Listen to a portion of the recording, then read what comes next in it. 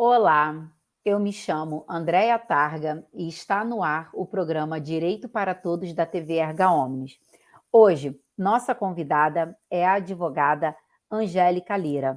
Angélica é advogada há mais de 20 anos, atua na advocacia familiarista, capacitada em alienação parental pela PUC Rio de Janeiro, apresentadora do programa Cine Escola, transmitida pela TV Erga Omnes, e membro do IBDFAM. Doutora Angélica Lira, é um enorme prazer ter você aqui no programa Direito para Todos. Hoje, a nossa convidada vai contar um pouco como foi a sua trajetória na Faculdade de Direito e como ela começou sua carreira na advocacia. E após o nosso intervalo, a nossa convidada, né, ela vai tratar de um tema muito importante no ramo do direito das famílias, que vai falar sobre um pouco de alienação parental. Por isso, eu convido todos vocês que estão assistindo ao programa para ficar com a gente até o final, que hoje o programa está muito bom. E é um tema super sensível que muitas pessoas têm dúvidas. Doutora Angélica Lira, a palavra é sua.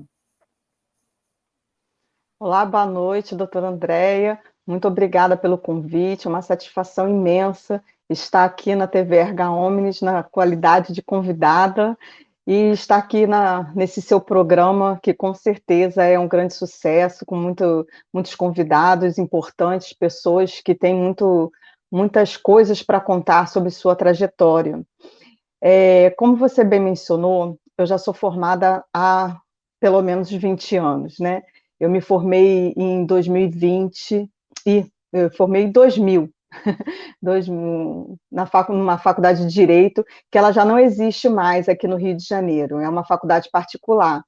Mas, inicialmente, a minha ideia de graduação não era realmente o direito. A minha primeira opção, na época de faculdade, eu não fiz faculdade na época do Enem, o meu vestibular da época que eu fazia era o integrado ou o individual direto nas faculdades.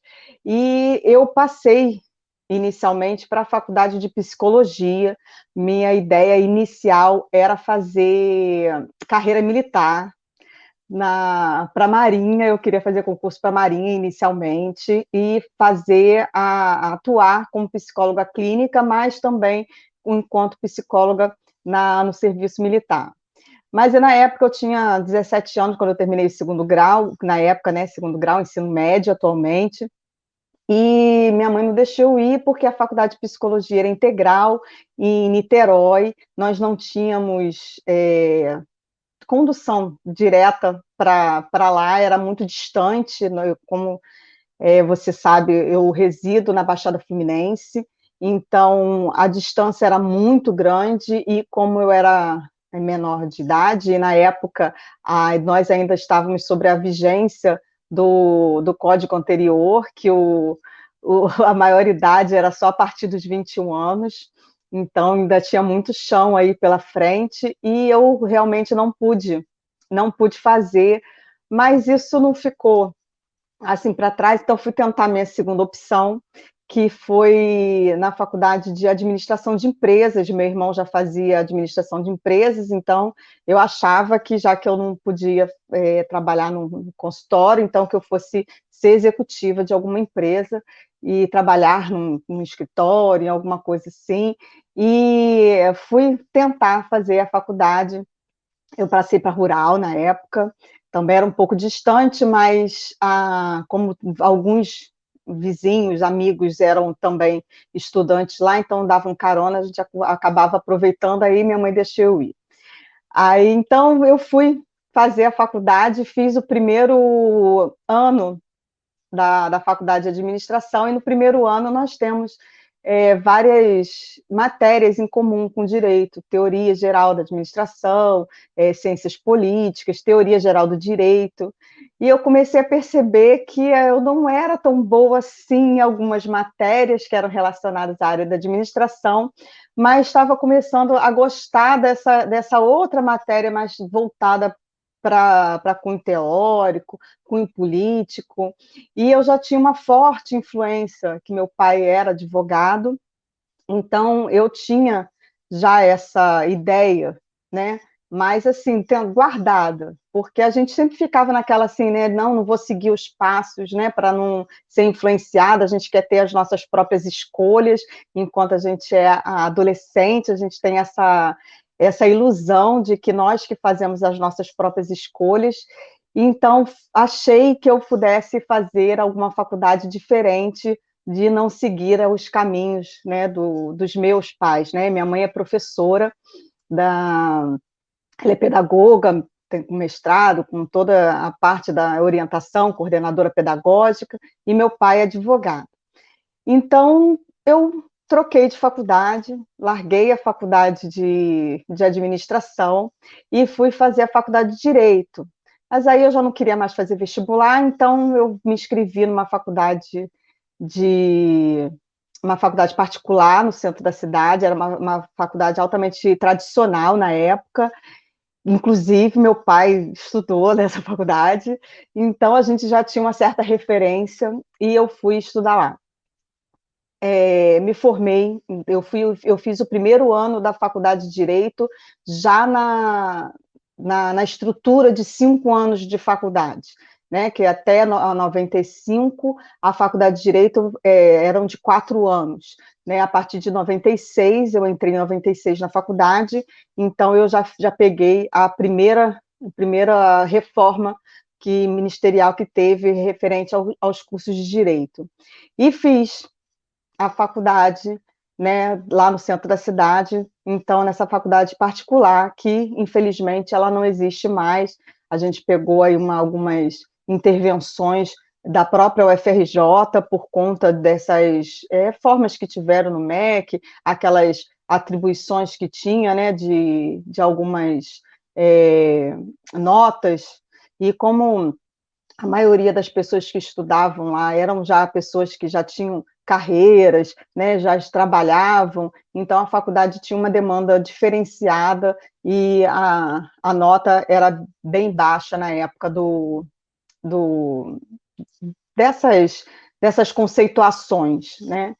E por conta disso é que ela fechou, então nós sofremos a intervenção da UFRJ na época, e a gente, para tirar o diploma, inclusive, nós tivemos que fazer a chancela da UFRJ, que senão o nosso diploma não seria validado.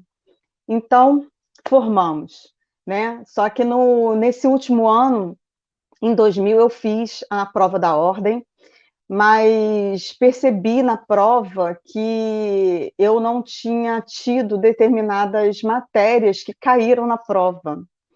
E eu estava no último ano da faculdade, e a gente começa a perceber aquelas coisas que a gente escuta, né, que a gente não aprende direito na faculdade.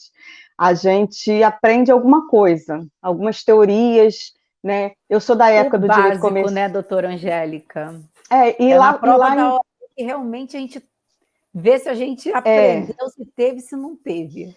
E como eu falei, a faculdade realmente ela tinha um déficit, né, um pouco mais diferenciado, né, do mercado, e eu sou da época do direito financeiro, né, do direito comercial, que hoje não se usa nem mais essa terminologia. E então caiu na prova uma matéria chamada deontologia jurídica, que eu nunca tinha ouvido falar nos meus 5 anos de banco universitário. E eu fui procurar saber do que se tratava, porque até então eu não tinha estudado e sequer ouvido falar sobre isso. Então eu tive que, apesar de ter feito a primeira prova, né, já ainda durante o curso da faculdade, eu não passei, óbvio, porque eu não conhecia a maior parte das matérias que estavam na, na prova, e fui procurar um curso que me explicasse o que significavam aquelas coisas que estavam sendo cobradas na prova. Então, eu fiz o primeiro concurso seguinte, que foi logo do início do ano, e eu passei na prova. não lembro mais a minha nota, porque isso já faz mais de 20 anos, e peguei a minha carteira da OAB na primeira oportunidade, e ela saiu em agosto de 2020, de 2001. Eu tive a felicidade do meu pai ter me entregue a carteira da OAB na OAB lá da, da Presidente Câmara, e das mãos do Celso Fontinelli, que era ele o presidente na época, e isso foi muito agradável, porque meu pai e ele, na época, né, eram conhecidos, então foi uma emoção muito grande para mim de ainda ter meu pai vivo naquele momento e ter podido ter recebido a carteira de advogada das mãos dele, e finalmente pude seguir o meu destino de ser mais uma e de seguir os passos dele enquanto advogada. Só que eu tenho, assim, Andréia, muito mais histórias para contar, porque eu já fui, já trabalhei em alguns lugares, né? Na época de faculdade, eu fiz conciliação no sétimo juizado, eu trabalhei com o doutor Horácio e com a doutora Flávia Capanema, com a doutora Karenina, são pessoas maravilhosas que explicavam muito para a gente, acolhiam muito a todos nós ali no sétimo juizado, na época que o sétimo juizado não era da forma como é hoje, ele era numa salinha improvisada no corredor B do segundo andar, então a gente tinha toda uma estrutura diferenciada da época que a gente trabalhava. Eu entrei como conciliadora do Tribunal de Justiça em 98, né? A lei ela é de 90, então de 95, então você vê assim, né, que eu entrei logo depois da promulgação da lei, né? Porque já estava nessa Transição, necessidade né? de ter, né, pessoas fazendo a conciliação para que os juízes pudessem ficarem mais disponíveis para realizar a IJ, né, que é a audiência de instrução e julgamento, e naquela época ainda não figurava os juízes leigos. Então, as conciliações é que eram a grande questão dos juizados especiais. Nós fazíamos cursos, fazíamos treinamentos com frequência, de ano em ano, né? A gente tinha todo um controle jurisdicional né, das atividades, relatórios, era bem interessante. E depois disso, além dos estágios, né, no escritório, e eu passei um período da minha vida que eu fui morar na Serra, eu morei em Friburgo, mas como eu me formei muito cedo, né, como eu falei, eu entrei na faculdade, né, em 96, eu ainda não tinha 20 anos, então quando eu me formei eu tinha 23 anos, por aí, e lá em Friburgo, por ser uma questão assim, muito regional, as pessoas todas se conhecem pelos sobrenomes da cidade, que são, né, pessoas já da antiga, né, que são pessoas históricas ali no local. Eu fui trabalhar num escritório desses lá, mas eu não era uma dessas pessoas com esses sobrenomes, né? E toda vez que eu ia atender algum cliente, as pessoas me perguntavam pelo senhor fulano de tal. E toda vez que eu dizia que eu podia tentar conversar, e as pessoas falavam, não, não queria conversar com o estagiário, eu queria falar com o advogado. Aí, várias vezes, eu tive que apresentar a carteira da OAB para comprovar que eu era advogada, porque as pessoas duvidavam de que uma pessoa Tão vinda de jovem. fora, nova, né, pudesse estar ali no escritório dessas pessoas, trabalhando como advogada, porque eu não era dali.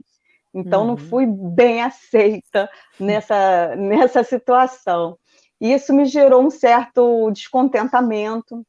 Então, eu saí do escritório e fui fazer pós-graduação. Foi quando eu me formei na pós-graduação da responsabilidade civil e direito do consumidor e voltei para o Rio. E voltei porque realmente eu tinha conseguido um trabalho. Foi o primeiro escritório que eu trabalhei em Duque de Caxias. Foi muito bom, porque foi assim, o escritório ele era essencialmente trabalhista. Ele estava querendo abrir a área civil do escritório. Então, assim, foi uma responsabilidade enorme, abrir a área, né, de eu ser aquela advogada que seria a responsável por fazer aquilo, recém-saída dos bancos acadêmicos, recém-saída da pós-graduação, altas teorias na cabeça e a prática mesmo, assim, a gente, né, ainda não tinha aquela conquista, muito embora eu já tivesse trabalhado durante aí mais de 3 anos no juizado especial, na qualidade de conciliadora. A atribuição ela é totalmente diferente. Então, a gente vai buscando aí, né, sendo autodidata, a minha vida praticamente inteira, que eu sempre trabalhei de forma autônoma. Então, desde sempre, eu acabei fazendo toda a área civil do escritório, que é tanto responsabilidade civil como a área de direito de família, e fiz alguns cursos nessa oportunidade para que eu pudesse, né, me inteirar mais e ter um pouco mais de capacidade técnica para poder apresentar para os clientes, e trabalhei durante 6, 7 anos dentro desse escritório, e depois eu voltei para Nilópolis e dei continuidade no trabalho autônomo, mas já em outro escritório, dividindo responsabilidades, mas infelizmente me afastei da área de família, me ative à área da responsabilidade civil, e foi assim, apesar dos grandes momentos, né, que eu tive dentro desse escritório, das boas resoluções que ocorreram, eu meio que estacionei essa parte do estudo, e eu me arrependo amargamente. Isso eu já deixo até né, de exemplo, para que nunca parem e se dediquem exclusivamente ao trabalho, porque é necessário a gente se manter nessa atualização, porque quando a gente abandona uma determinada área e a gente não volta nem a ter contato com ela, quando a gente tenta fazer o caminho de volta do retorno, a gente sente uma dificuldade muito grande. Eu tenho uma certa facilidade, assim, de manter, né, o contato, porque apesar disso, fazendo os processos, a gente tem que estar fazendo pesquisa de jurisprudência, essas coisas todas, então a gente acaba mantendo um contato, mesmo que mínimo. Então, eu consegui retornar desde 2015, 2016 aos estudos, e, graças a Deus, eu não parei mais, aí direto, um curso atrás do outro, porque isso é extremamente necessário. O advogado que quer se manter no mercado, ele precisa estar em constante atualização. E a alienação parental, ela veio assim, caiu na minha vida como uma espécie de resgate, justamente, dessa minha atuação no direito de família. Direito de família. E eu quase participei da primeira turma. Hoje, já, se eu não me engano, já foram 6 turmas dessa extensão de capacitação em alienação parental. Mas não fiz a primeira turma porque era presencial na Gávea, né? A PUC, todos sabem que ela fica na Gávea, no Rio de Janeiro. Era um pouco longe, eu já estava separada, então eu já tinha voltado para Nilópolis, e para mim ficou com uma certa distância. Né, até poderia facilitar, mas eu ia ter um custo e um distanciamento maior das relações necessárias, né, de trabalho, de vida e outras coisas. Então, eu acabei adiando esse projeto e veio a pandemia em seguida, né? Então, eu acabei fazendo no meio do ano a mesma turma, a mesma aula, só que online, porque elas passaram a oferecer esse essa curso, essa possibilidade. capacitação de forma online. Depois a gente fez aprimoramento, a gente fez outros cursos voltados para essa área de atendimento à criança, reconhecendo a alienação parental. São turmas multidisciplinares, o que é interessante, Andréia, porque você tem dentro de uma mesma turma assistentes sociais, psicólogos, juízes, promotores, advogados, que trazem toda a experiência do atuar numa mesma causa.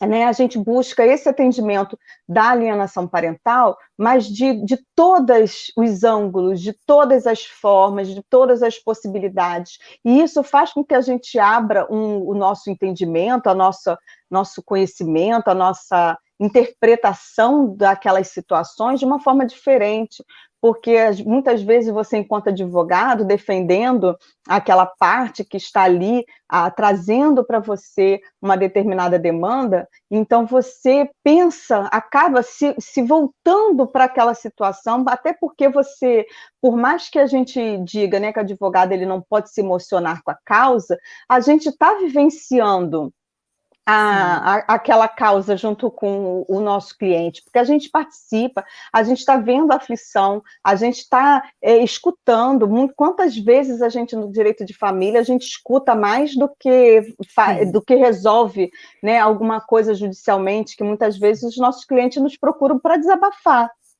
né? Então a gente participa mais da vida, às vezes até de detalhes que não tinham nem necessidade de serem ditos, mas que as pessoas contam para a gente porque elas estão necessitadas dessa escuta.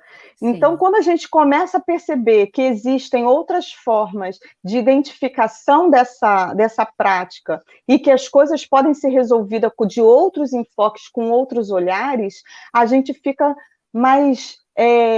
a gente tem uma abordagem ampla, a gente consegue oferecer um trabalho de melhor complexidade, de melhor atuação para aquele cliente. Acolhimento. Ele consegue perceber que você tem realmente aquela segurança no passar daquela responsabilidade, daquele atuar, né? E a gente começa a mostrar, né? Eu costumo dizer sempre para os clientes que eu trabalho em prol da criança, né? Independente de quem esteja certo ou errado. Se tiver errado, eu vou dizer e tentar resolver a situação da melhor forma possível, que fique melhor para a criança. Então, eu já tive clientes que chegaram falando... porque aí eu disse para, por exemplo, um cliente era homem. Doutora, eu não quero te cortar, não, mas vamos deixar esse spoiler para após o intervalo? Sim. Vamos deixar... eu estava ainda falando sobre a parte da advocacia, mas que ia entrar sobre a técnica da alienação parental depois. Mas, se quiser, a gente pode parar, eu vou contando essas coisinhas no próximo bloco. Vamos deixar que aí o pessoal que está nos assistindo aqui agora, eles vão ficar curiosos, porque está muito bom o papo, e eles vão querer saber muito mais sobre a alienação parental, eu tenho certeza. E assim, antes de eu chamar o intervalo, eu quero já, de imediato, agradecer, né, a participação aqui da doutora Angélica Lira, trazendo um pouco para a gente sobre a sua trajetória aí na Faculdade de Direito, sobre o passo a passo, um pouco da vida dela, contando para a gente aqui, né, coisas íntimas até, da parte que ela tocou do pai dela quando entrega a carteira, né, que parece que mexe com ela até hoje, né, uma parte muito sensível da história dela, e tantas outras partes interessantes que ela trouxe para a gente, sobre a audiência de conciliação, que em 1998 ela já começou a atuar, e a conciliação, mediação, esses métodos, né, alternativos de solução de conflitos, que já tem aí mais de 20 anos e que a gente ainda está subindo degraus, né? Porque a gente ainda não tem isso tão assim concretizado dentro da nossa justiça. Mas eu vou chamar o intervalo, não sai daí que a gente volta rapidinho.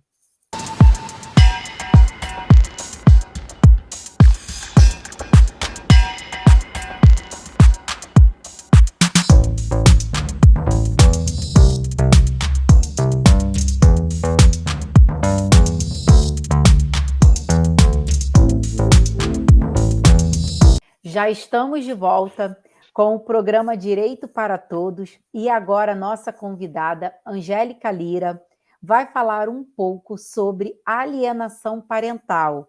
E já que estamos no mês do combate à alienação parental, nada melhor do que uma especialista para trazer, né, para falar um pouco sobre esse assunto que tanto vem à mídia, que tanto está sendo falado nos dias atuais.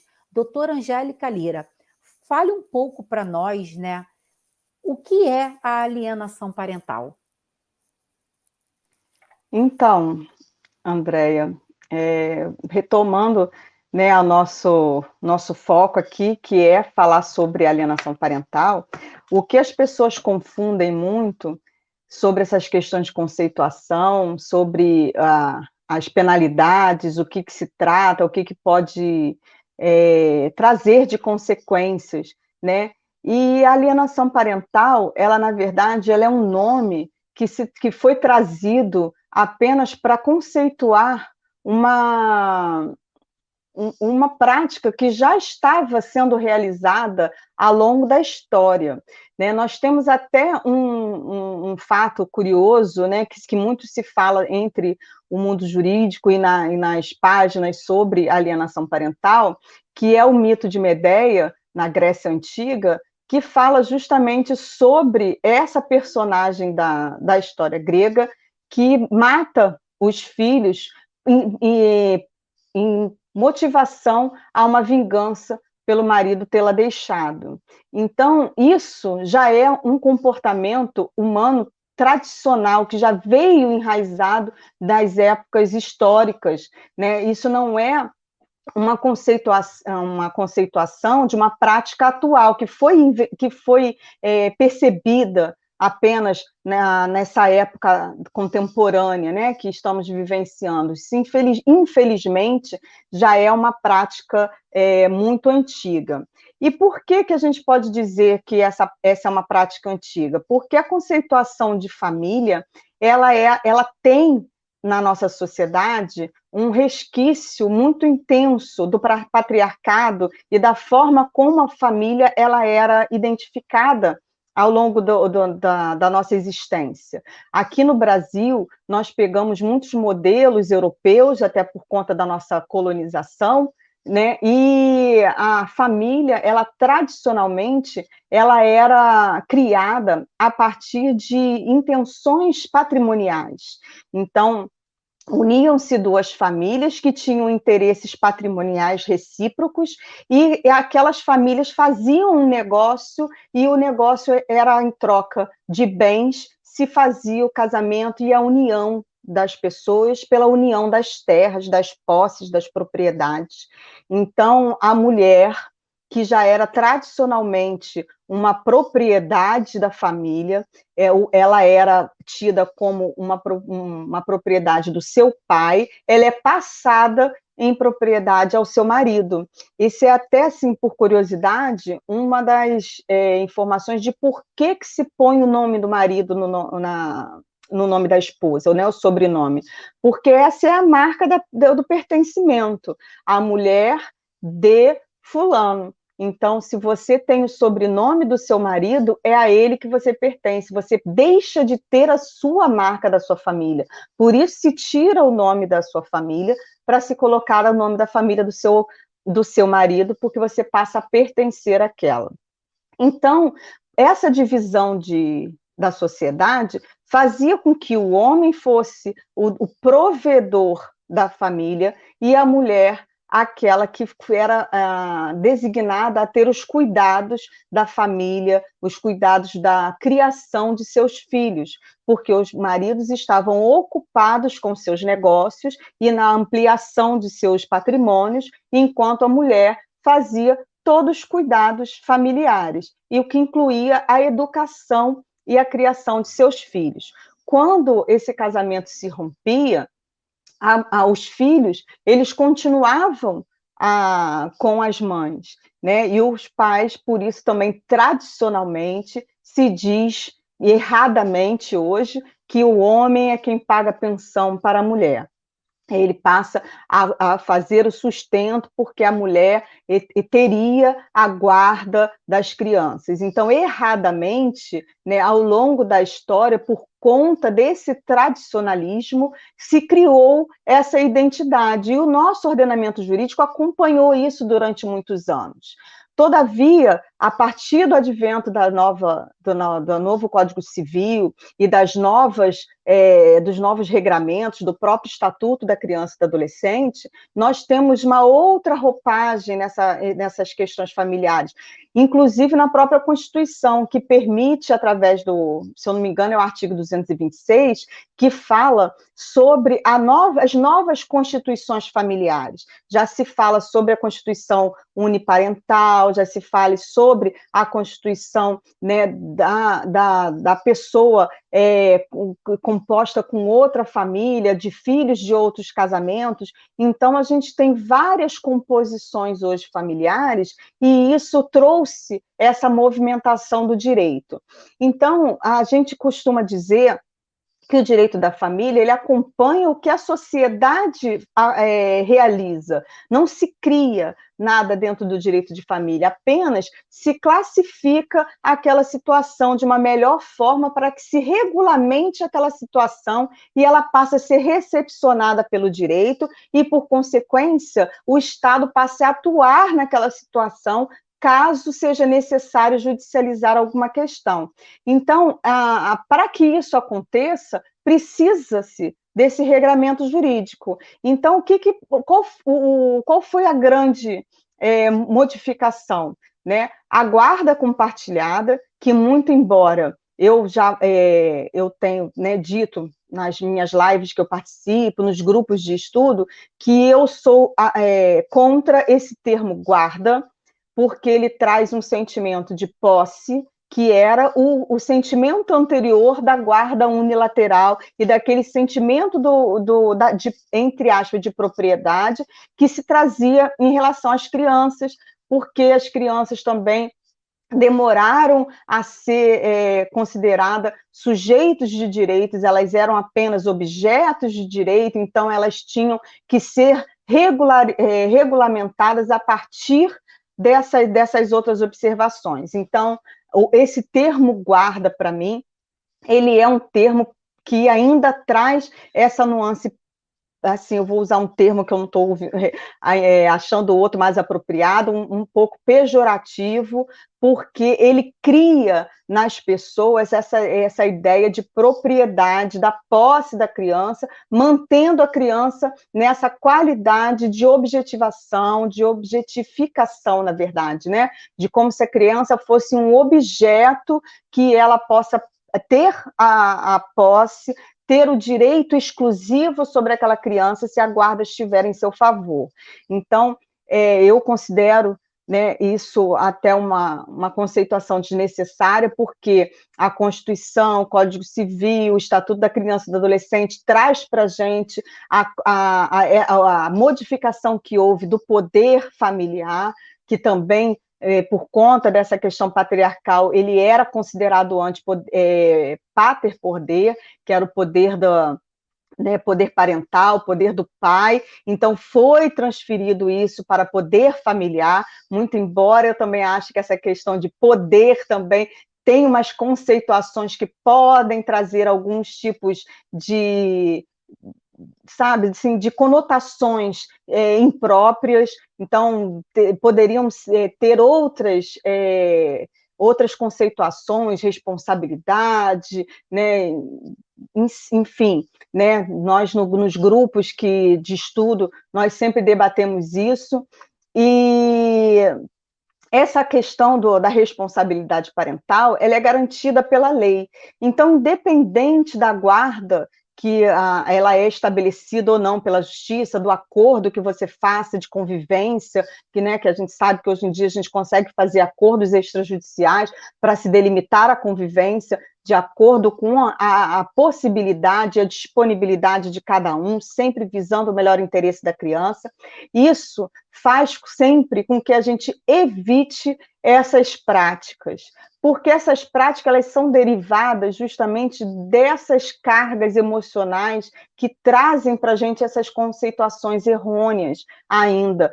As mulheres que se prendem ainda nesse resquício do patriarcal de que eu tenho o dever do cuidado, o próprio homem transferindo para a mulher essa obrigação e julgando-a quando ela simplesmente não tem essa relação mais direta no cuidado e exige a divisão da responsabilidade através da guarda compartilhada.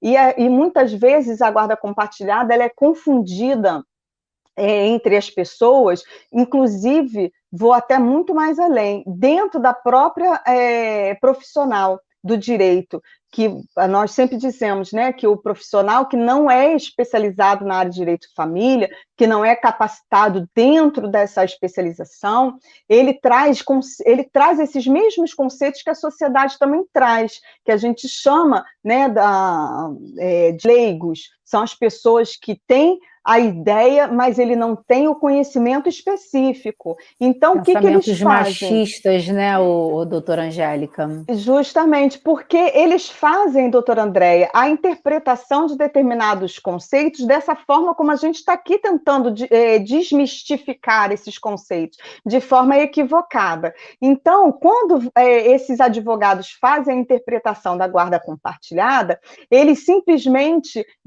deduzem de uma forma bem simplória de que há divisões de dias de convivência. Só que eles misturam os institutos, misturam a guarda compartilhada com o Instituto da Convivência. São dois institutos diferentes. Só que surgiu, por conta disso, a informação da guarda alternada. Ela não existe na lei, ela é tratada de uma forma, na doutrina, né, por conta desse surgimento dessas equiparações, de que a guarda compartilhada ela dá a ideia de divisão igualitária de convivência, o que seria bom para a criança, realmente, mas tem que se verificar se esse é o melhor formato para todos, porque, de repente, a dinâmica familiar, ela não se faz possível dessa forma. Então, você pode fazer um arranjo de convivência que a criança seja resguardada dentro da melhor forma e dentro de que se amplie a convivência com aquele outro genitor que não tem essa mesma disponibilidade, mas que também não sobrecarregue aquele outro, e que a criança fique com essa sensação de estar amparado dentro desse mesmo instituto, embora não se faça a divisão igualitária da convivência. E a partir daí, por que a gente fez toda essa introdução dentro do direito de família? Porque a alienação parental ela é derivada dessas conceituações equivocadas, né? Daquele momento em que um dos genitores ele deixa de comparecer ou ele está impossibilitado de comparecer e o outro, para se vingar, porque ele se encontra magoado, se encontra com algum tipo de rancor contra aquela situação que eles possam ter vivenciado e que eles não terminaram de trabalhar aquela situação emocional, ele faz com que a criança participe de determinadas situações que levem ao afastamento desse outro genitor, que leve a uma quebra de vínculo emocional, afetivo, contra essa outra pessoa da família, né? E a lei, ela é bem clara em relação a isso. Ela traz no seu artigo 2º a conceituação do que é alienação parental, e eu vou ler aqui para vocês, só para poder estar no rigor da lei, né? De como a lei trata, para ficar mais específico. Então, o artigo 2º, a lei da alienação parental, até para a gente não deixar de trazer aqui, é a Lei 12.318, de 26 de agosto de 2010. O artigo 2º é que traz a conceituação. Ele diz assim: considera-se ato de alienação parental a interferência na formação psicológica da criança ou do adolescente promovida ou induzida por um dos genitores, pelos avós ou pelos que tenham a criança ou adolescente sobre a sua autoridade, guarda ou vigilância, para que repudie genitor ou que cause prejuízo ao estabelecimento ou à manutenção de vínculos com este. Então, Andréia, o que a gente pode perceber daqui?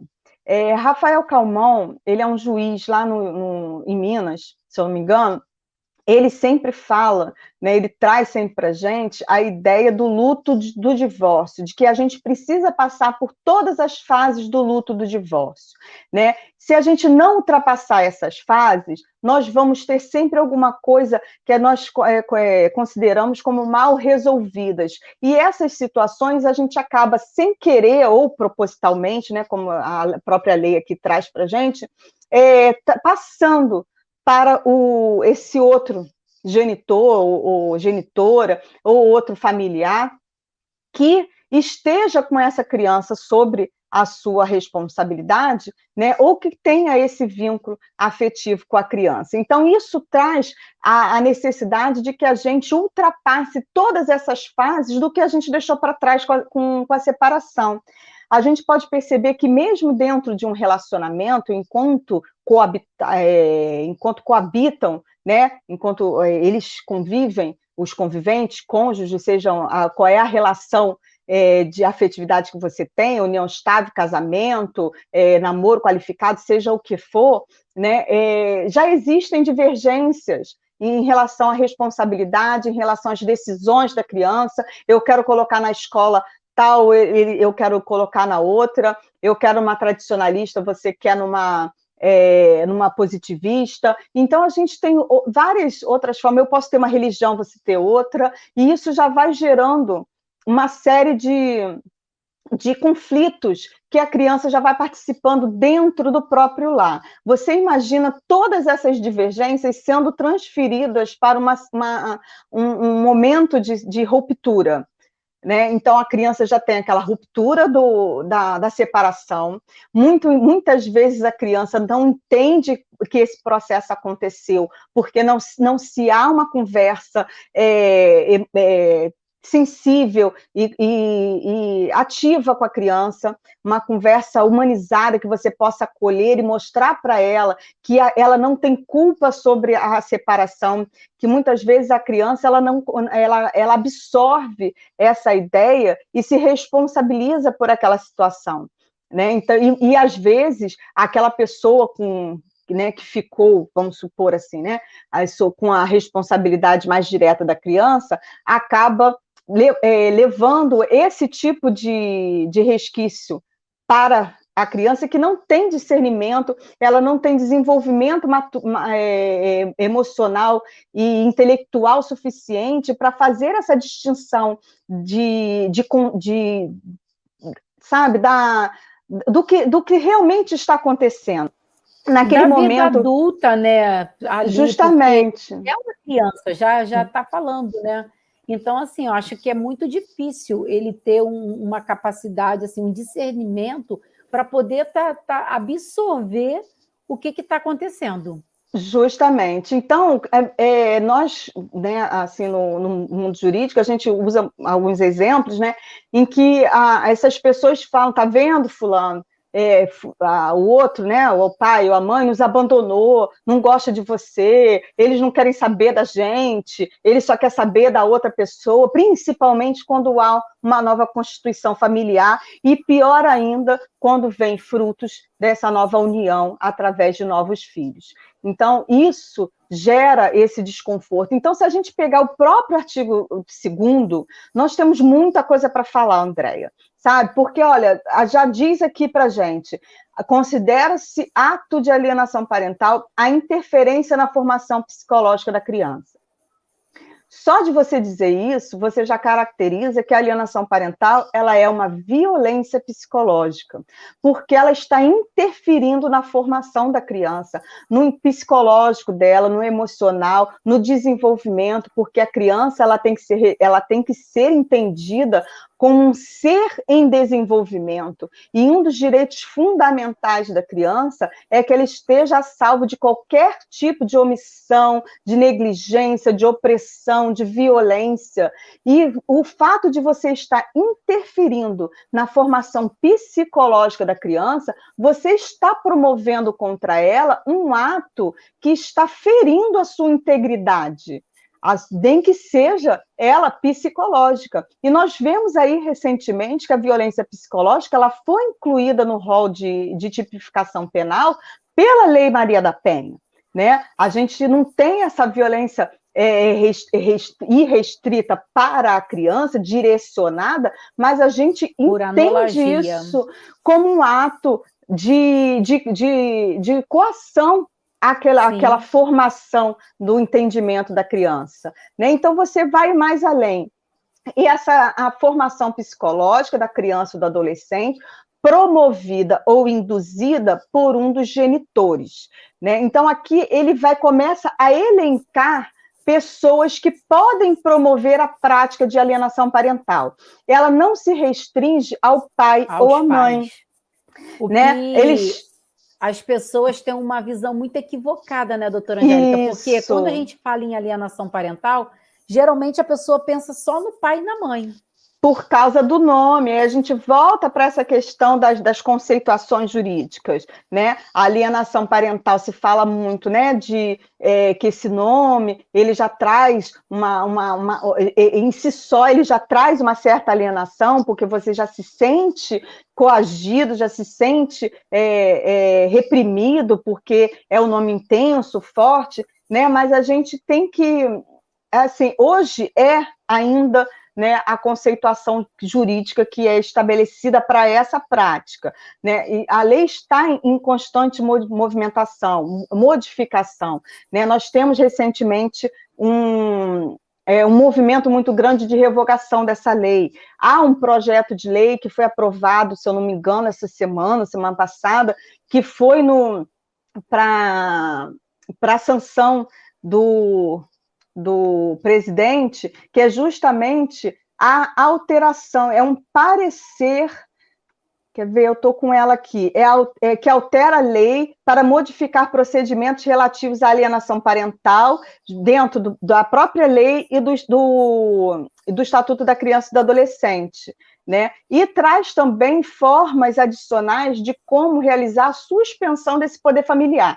Aí aquelas pessoas que falam que são contra a alienação parental porque ela pode perder a guarda, porque pode haver inversão de guarda, que hoje a gente já acabou de dizer aqui, né? Que a regra é a guarda compartilhada, que a guarda compartilhada é uma divisão de responsabilidade, não tem nada a ver com a questão da convivência, né? Vamos dizer aqui que ele está trazendo, inclusive, procedimentos até mais sensíveis, mais gravosos, porque vai trazer procedimentos que trazem possibilidades para a suspensão do poder familiar. Aí sim é que as coisas vão ficar diferentes, porque se vai tirar o poder familiar de uma pessoa, ele tira essa responsabilidade. Aí sim, somente um responsável tendo esse poder familiar, cabe a ele exclusivamente as decisões da vida dessa criança. Enquanto ambos os pais estiverem em pleno exercício, em pleno gozo do seu poder familiar, cabem aos dois a decisão, independente da guarda que foi estabelecida. É essa a dificuldade que as pessoas têm de compreender o Instituto da Guarda. A diferença é que a guarda ela te dá uma certa possibilidade direta de resolver algumas situações mais direta, de assinar um contrato na escola, de fazer um outro contrato em nome da criança, mas que não tira do outro a possibilidade de fazer porque ele é responsável pela criança. Então, ele responde, sim, pelo que for da vida da criança. Muitos pais que acham que porque a guarda não está diretamente relacionada a ele, que ele não responde, né, doutora Angélica? Diretamente pela criança. Isso aí. Equivocadamente. E aí acha que se exime da responsabilidade, mas não é assim. E aí é que a gente retorna para a questão da prática da alienação parental. Por quê? Porque nesse momento que ele acha que se exime e o outro está cobrando a responsabilidade dele, ou o outro está dizendo, eu que resolvo tudo, você não se mete aqui, é que entra essa questão da promoção ou do induzimento à interferência na formação psicológica da criança e do adolescente. Então, a gente volta aqui para essa questão do artigo 2º da conceituação, que já traz assim tantas coisas para serem ditas, né? Então, a gente percebe, a lei ela trouxe para a gente vários agentes que são possíveis de realizar a prática desse ato. Ele cita alguns, que são genitores, avós, ou pelos que tenham a criança ou adolescente sobre sua autoridade, guarda ou vigilância. Aqui a gente amplia muito as possibilidades. Bem extenso, né, doutora? A gente pode estender aos cuidadores, a gente pode estender à escola, aos professores, diretores, responsáveis, a gente pode estender àqueles professores de atividades extracurriculares, os tutores, né, doutora, também. Os tutores em si também, porque eles são, aí você deixa de ter a questão do próprio genitor, né? Você tem uma outra pessoa que está substituindo de alguma forma aquela figura, né? Então, ele também entra, porque Sim. está sob a sua autoridade, sobre a sua guarda ou vigilância. Você não necessariamente tem a responsabilidade do poder parental ou do poder familiar, né, no caso, ou de ter a tutela daquela criança, mas você vai ter a vigilância. Eu estou tomando conta dessa criança nesse momento, né? Eu estou aqui na creche cuidando dessa criança, a mãe veio deixar a criança e falou, olha, não quero que deixe o pai chegar perto, que não sei o quê, porque a avó paterna falou isso, que não sei o quê, aí fica lá em cima da criança, tá vendo? Se não sei o quê, não, esconde a criança e fala e continua. Você tem a criança sob a sua vigilância e você está promovendo os atos de alienação parental. Agora, doutora Angélica, deixa eu te interromper aqui antes de você continuar. Uma dúvida que me surgiu. Por exemplo, eu tenho sobrinhos. A alienação parental, ela pode ser feita uma vez ou outra, e isso tem que ser assim, é uma coisa constante. Ou já configura a alienação parental quando, de repente, eu só induzo o meu sobrinho uma vez contra, vamos supor, aos pais dele, à mãe, ao meu irmão, um exemplo. Olha, Andréia, no caso, a gente aqui teria que diferenciar a prática do ato em si com a consequência alcançada, né? Porque muitas vezes a pessoa pode promover o ato e não alcançar os seus efeitos, porque a criança, ela pode, vamos supor, ela pode ser tão bem tratada na casa daquele agente que está sendo alienado pelaquela outra pessoa, que a criança não absorve aquela sensação e ela continua com aquele vínculo estabelecido, com aquela afetividade estabelecida, muito embora aquela pessoa continue insistindo na prática e tentando quebrar essa relação entre eles, porque a lei diz isso, né, que para que repudie ou cause prejuízo ao estabelecimento do vínculo, né? Então você tem um efeito a ser alcançado pela aquela prática. Sim. Isso não quer dizer que a prática ela não esteja acontecendo, né? A gente pode não ter alcançado o efeito. Eu conheço casos que ocorrem dessa forma, né? Que um dos genitores que pratica alienação parental com uma criança, repudia veementemente que aquele outro genitor participe da vida da criança. Reclama, diz que aquela pessoa não cuida dela, que quem cuida é ele, vamos supor, né? Vou falar assim, como se fosse eu, para poder ficar mais fácil, né?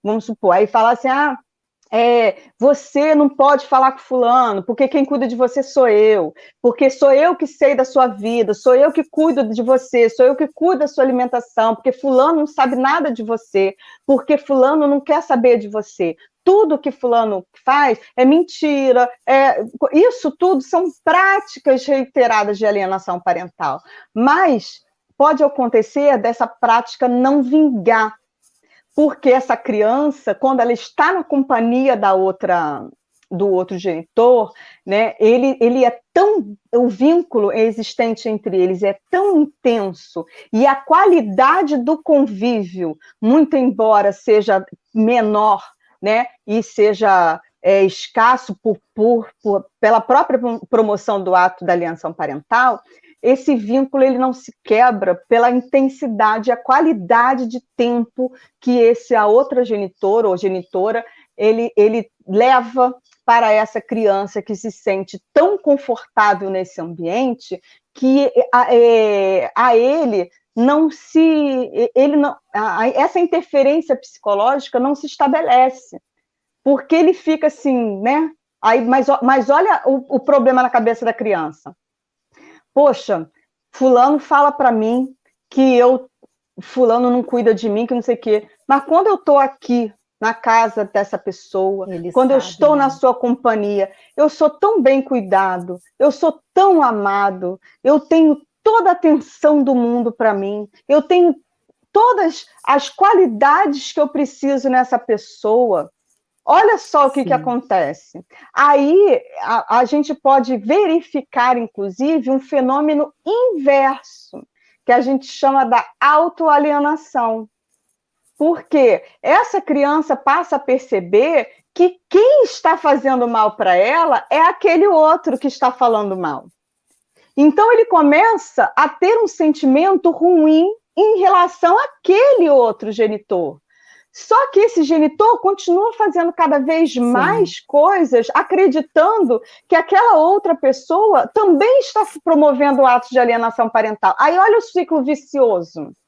Só que quando ele perceber, ele já perdeu o amor da criança. Ele já perdeu o amor daquele adolescente, porque o adolescente ele conseguiu perceber os dois universos. Com certeza. Né? E é isso que a gente sempre tenta levar, né? E está aqui passando a informação, mostrando para quem está nos assistindo um pouco, né, sobre a alienação parental. Esse tema assim tão sensível, mas de tão importância, né, que muitas pessoas cometem ou por não saber, ou cometem assim, mesmo achando que está fazendo bem, mas que no final ela está prejudicando muito essa criança. Doutora Angélica, eu vou chamar aqui o nosso intervalo, mas a gente volta rapidinho.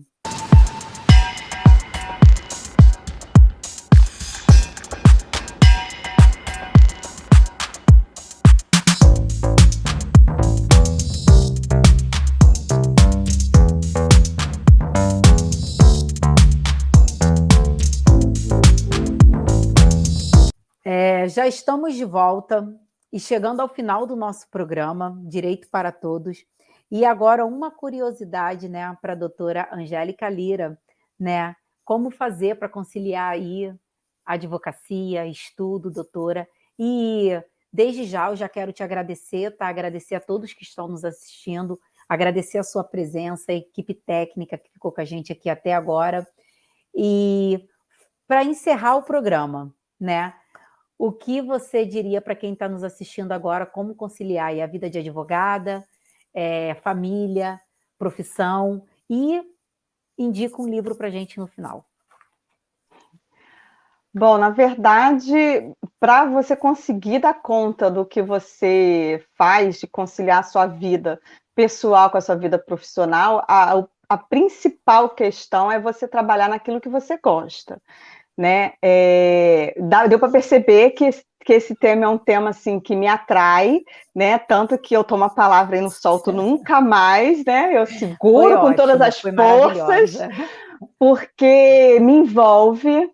É um tema assim de que está em discussões frequentes, então isso atrai cada vez mais a gente a participar de estudos, de trabalhos, de eventos, né? E eu estou conseguindo lidar, porque no meu escritório eu tenho uma pessoa que me auxilia, então ela me ajuda a segurar a maior parte das questões processuais para que eu possa dar um pouco mais de atenção a alguns processos que são mais complexos, então ela me ajuda nesse sentido de fazer uma parte mais tradicional, mais eventual, que a gente já tinha, né, assim, mais frequente no escritório, que ela já estava acostumada, e eu peguei de volta essa área do direito da família, então eu estou atuando exclusivamente no direito das famílias,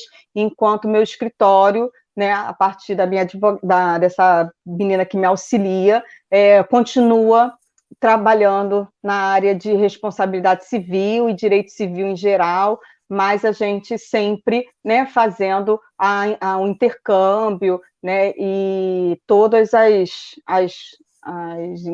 interferências necessárias, até por óbvio, né, porque a responsabilidade do escritório é minha, está no meu nome, então a gente tem que manter as redes, o controle, a verificação se está tudo certo, porque é uma responsabilidade muito grande a gente ter a vida das pessoas, os direitos, né, e eu acho isso uma importância sem tamanho, né, e uma das coisas que eu gostaria de trazer é que existem, se você está passando por essa situação da alienação parental, se identificou com algumas dessas questões que foram trazidas, alguns atos, alguns fatos, algumas questões, que procurem advogados especializados na área de direito de família e principalmente capacitados na área de alienação parental. Uma das coisas que nós sempre mencionamos nos grupos de estudo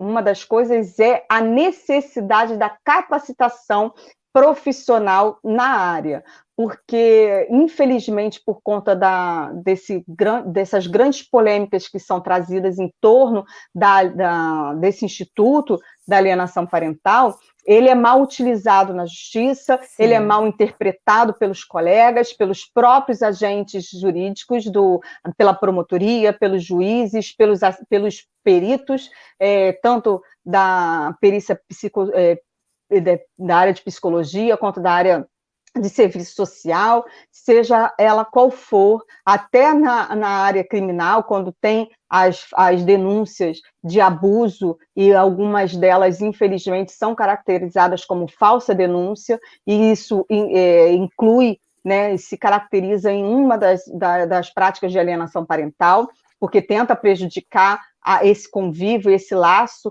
com o outro genitor, seja ele pai ou mãe, ou avô, avó, independente do que seja. Isso é muito importante, com certeza.